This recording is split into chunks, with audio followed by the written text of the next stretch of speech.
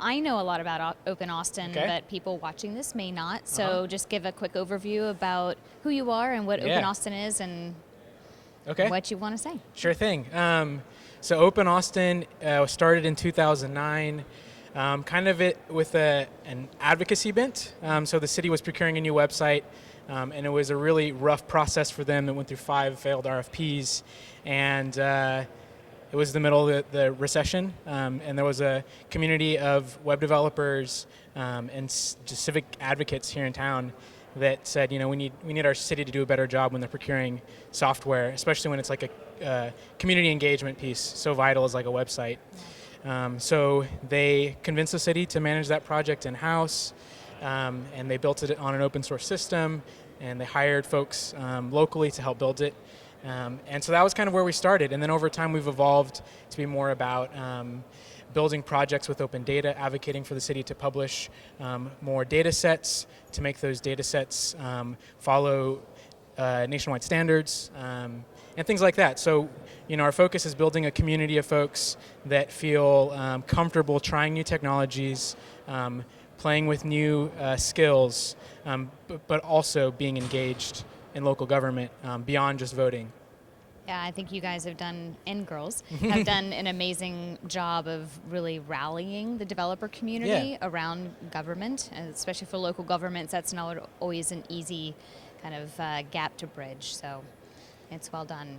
Thanks. Yeah, it's not just me. So I've been involved really for the past 2 or 3 years, and there's a lot of folks that laid groundwork before me, and we're really focused on our projects, not necessarily the leaders of the organization or anything like that. So yeah, I have to give credit where credit's due. That's perfect. It takes a lot of people, so I Yeah, appreciate exactly. that. Yeah.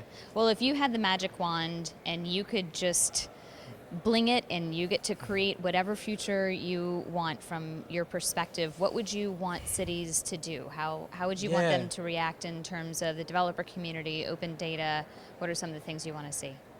Yeah, that's a really hard question, because the thing that I've learned a lot, before you interact with a lot of city folks, you kind of like are really critical of the way they make decisions. But then once you get into their shoes or kind of see what's going on and what drives their decision making, you realize all the constraints. Yeah. And I don't think those constraints are going away. So kind of in a more short-term picture of like what could change that would be beneficial in terms of the way cities interact with developers is if they were able to hire more technologists. Within the city structure. Yeah, exactly. And the people, the folks that are civil servants and that do technology now are doing a really great job. But oftentimes the software they're using, like here in Austin, our developers are using like Cold Fusion, which is an older language that people aren't really getting trained. Like no one learns Cold Fusion as their first language nowadays. So by creating more flexibility with the types of tools that developers can use inside the city, by creating positions that are friendly for folks that are newer, trying to start their career in web development or programming or what have you. It's a way that city could really be a driver of economic development, have closer ties, and be more integrated in the developer community. But right now, one of there's budget constraints, and the technology constraints make those city jobs not as attractive as normal. So, for example, here in the city of Austin is starting a fellowship program. Right. I think that's a really great first step in trying to create like an environment that's a little more modern when it comes to like the web technologies they use, and then also giving them ambitious projects to work on. With a little bit of cover that if they fail, that's okay. Nice.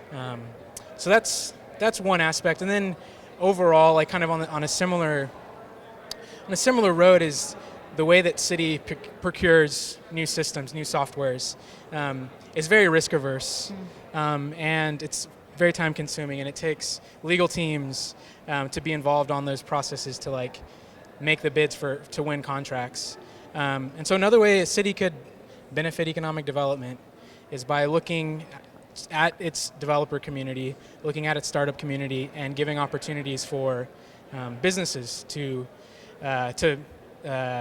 to bid on those on whatever system they're trying to procure. For example, I know council agenda system is coming up soon, where the city wants to kind of pick a new provider of that kind of solution, and it'll be great to see like a local solution get equal play, an open source solution going up against some of the name brands that you would normally hear. Yeah.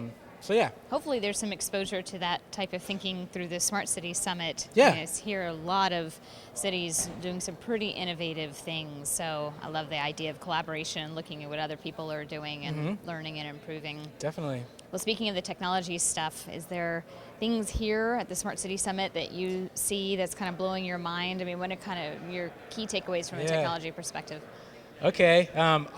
We can geek out now, yeah. basically, is what I'm saying. Okay, cool. So I did a quick lap around the expo hall. Yeah. And I talked to two gentlemen from Italy that are working on a bus ticketing app that I thought was really, the technology itself didn't seem groundbreaking, but I thought the design had a lot of empathy for the experience of getting on a bus and kind of going regional transit. And that's something, it's funny because, I don't normally ride the bus. But I knew today I'd be coming downtown and parking would be a hassle. So I was like, you know what, I know I'll have to take a transfer, but I'll ride the bus. Yeah. And, the Cap Metro app is good enough. It got me here. But just seeing kind of their product that really thought about that experience from start to finish, not just from the point of view of a bus rider, a commuter, but also from the admin side of like creating a bus ticket that would be sold. So that was one I was kind of impressed by. Nice. Let's see, what else? I don't know. I saw a lot of fancy toys and things in there, which is cool. Like drones to help put out fires is really nice. The shiny gadgets. Yeah, stuff. shiny gadgets. Yeah. But I think the city here in Austin, there's a lot of low-hanging fruit that lower tech solutions can help solve the problems, and sometimes the tech can come secondary, and really just focusing on the problem that they're trying to solve can be bigger.